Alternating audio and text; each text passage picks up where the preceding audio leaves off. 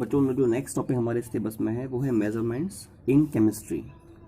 Chemistry में what are the measurements, how we can measure the different physical quantities that we have to discuss here. तो सबसे पहले यहाँ पर question आता है कि फिजिकल क्वांटिटी होती क्या है। What do you mean by physical quantity? Physical quantity से आप क्या समझते हैं? हम ये बोलेंगे वो क्वांटिटी जो साइंटिफिक ऑब्जर्वेशंस के फलस्वरूप आती है। मतलब हमने कोई भी साइंटिफिक ऑब्जर्वेशन किया, हमने कोई एक्सपेरिमेंट किया और उस एक्सपेरिमेंट से हमने किसी पर्टिकुलर ऑब्जर्वेशन को निकाला, ठीक है। तो वो क्वांटिटी जो साइंटिफिक ऑब्जर्वेशन के फलस्वरूप आती है उसको हम कहते हैं physical quantity. That's why we can say it is a quantity which come across the scientific observation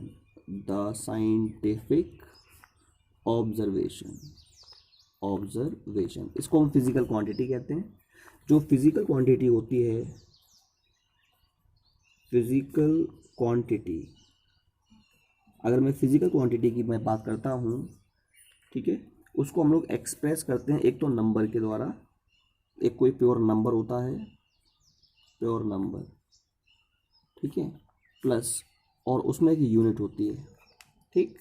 अगर हम किसी फिजिकल क्वांटिटी को मेज़र कर रहे हैं और उसमें अगर हम यूनिट को ना लगाएं तो उस फिजिकल क्वांटिटी का कोई भी मतलब नहीं होता। जैसे फॉर एन एग्जांपल मैंने कहा ये दो पॉइंट्स हैं, ये पॉइंट ए है और ये पॉइंट बी है। मैंने कहा इन दोनों के बीच का जो डिस्टेंस है वो 4 है। तो अगर मैं 4 डिस्टेंस बता रहा हूँ इन दोनों पॉइंट्स के बीच का, तो इसका कोई ये एक्सप्लेनेशन कंप्लीट नहीं है। हमें नहीं पता यहाँ पर इन दोनों के बीच का डिस्टेंस जो हमने यहाँ पर लिखा है वो 4 सेंटीमीटर है, 4 मीटर है या 4 इंच है। जब तक हम यहाँ पर लिखेंगे नहीं, सपोज ये 4 सेंटीमीटर है, तो हमें ये बात क्लियर नहीं होगी कि इन दोनों के बीच का एग्जैक्ट डिस्टेंस है कितना। तो कहने का मतलब जब तक मैं यहाँ पर सेंटीमीटर यानी यूनिट 4 के साथ, 4 नंबर है इसके साथ यूनिट नहीं लगाऊंगा, तब तक इस फिजिकल क्वांटिटी का कोई भी मीनिंग नहीं होता है। तो कहने का मतलब without unit there is no meaning of any physical quantity, ठीक है।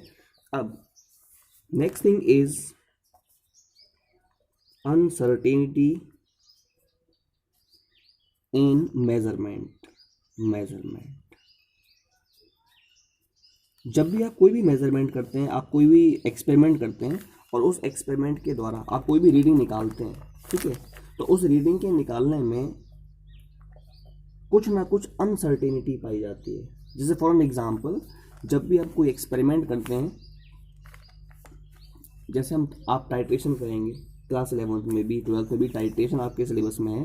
तो टाइट्रेशन में आपकी अगर रीडिंग आनी चाहिए, सपोज 10 रीडिंग आनी चाहिए, तो 10 रीडिंग नहीं आ रही है। अगर आपकी रीडिंग आ रही है या तो 10.2 आ रही है, आपकी रीडिंग 9.8 आ रही है या 9.9 आ रही है, तो एग्जैक्ट रीडिंग तो 10 आनी चाहिए किसी भी मेजरमेंट में, ठीक है। लेकिन उसमें कुछ ना कुछ कमी आ रही है, कुछ ना कुछ डिफरेंट रीडिंग आ रही है, इसी को हम बोलते हैं अनसर्टेनिटी।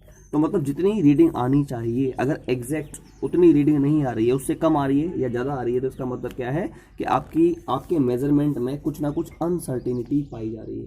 जो अनसर्टेनिटी होती है ना मेजरमेंट में, उसके दो कारण हो सकते हैं।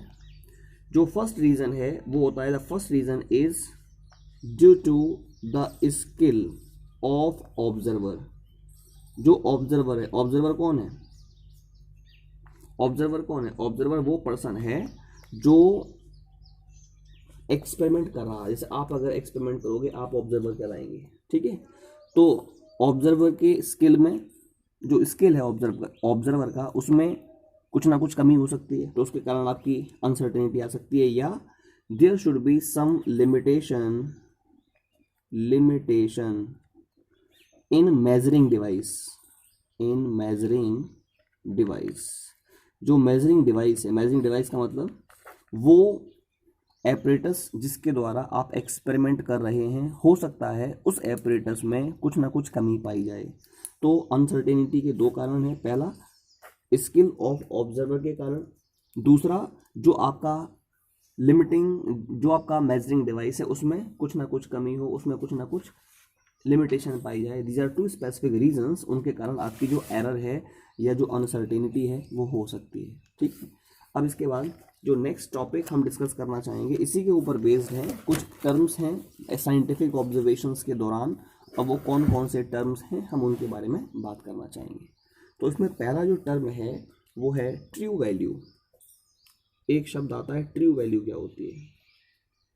आपने कोई भी एक्सपेरिमेंट किया तो उस एक्सपेरिमेंट में अगर जो एक्चुअल वैल्यू होती है, actual value, the actual value of an या in an experiment, the actual value in an experiment, आपने कोई एक्सपेरिमेंट किया और उस एक्सपेरिमेंट में आपने एक्चुअल वैल्यू निकाली किसी भी फिजिकल क्वांटिटी की, तो उस एक्चुअल वैल्यू को ही हम क्या कह देते हैं? It is called as the true value. दूसरा टर्म है एक्यूरेसी। एक्यूरेसी, एक तो मैंने बताया ट्रू वैल्यू क्या होती है, अब दूसरा जो टर्म है वो है आपकी एक्यूरेसी। क्या होता है? एक्यूरेसी ये रिप्रेजेंट करता है कि आपकी जो ट्रू वैल्यू है वो ऑब्जर्व्ड वैल्यू के कितने क्लोज है। The accuracy represent that how much close is observed value to the true value। True value का मतलब बिल्कुल जो एक्चुअल वैल्यू है एक्सपेरिमेंट की।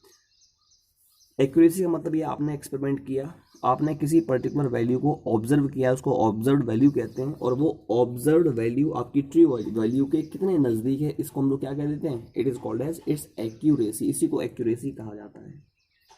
अब जो तीसरा शब्द आएगा यहाँ पर वो आएगा एरर। जब भी कोई एक्सपेरिमेंट हम करते हैं तो उस एक्सपेरिमेंट में कुछ ना कुछ एरर पाई जाती है, कुछ ना कुछ कमी पाई जाती है ना? तो एरर क्या होगा? Error represents the difference between observed value and true value. Observed value and true value, जो आपकी ऑब्जर्व्ड वैल्यू है और जो ट्रू वैल्यू है उसमें कितना डिफरेंस पाया जा रहा है, उसी को हम क्या कह देते हैं? It is called as the error. उसको एरर कहा जाता है।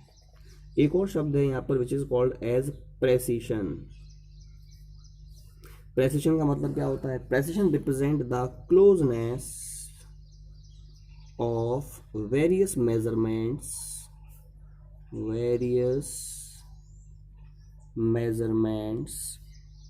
Of the same quantity. आपने एक ही क्वांटिटी है, उसके डिफरेंट मेजरमेंट्स लिए। जैसे फॉर एग्जांपल आपने कोई रीडिंग ली है, उसमें पहले आपको रीडिंग मिला 10.1, फिर आपको मिल रहा है सपोज 9.9, है ना? उसके बाद में एक रीडिंग आपको मिल रही है सपोज 9.7 आपको रीडिंग मिल रही है। तो ये हमने अलग अलग मेजरमेंट लिए हैं सेम फिजिकल क्वांटिटी के। इनमें जो क्लोजनेस है, कितनी क्लोजनेस आ रही है? यहाँ 10.1 है, 9.9 है, डिफरेंस है 0.2 का। इन दोनों में भी क्लोजनेस कितने की है? 0.2 की। तो इसी को हम लोग बोल देते हैं प्रेसिशन। तो कहने का मतलब है किसी भी फिजिकल क्वांटिटी के जो वेरियस मेजरमेंट्स होते हैं उनमें जो क्लोजनेस होती है उसी को क्या कहा जाता है? It is called as the precision. उसको हम प्रेसिशन कहते हैं। ठीक है, तो ये मैंने आपको प्रेसिशन के बारे में डिस्कस किया है।